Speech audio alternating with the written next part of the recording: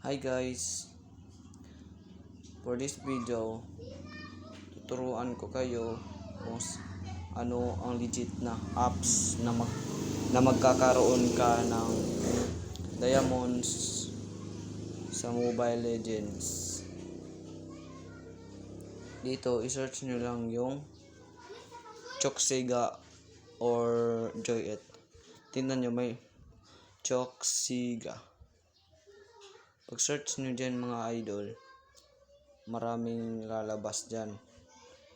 Kung wala namang lalabas sa choice. Hindi yan kaya. Choksiga. Yan mga idol. Ito, Joyet. Legit na legit to mga idol. Legit to. Trinay ko na to.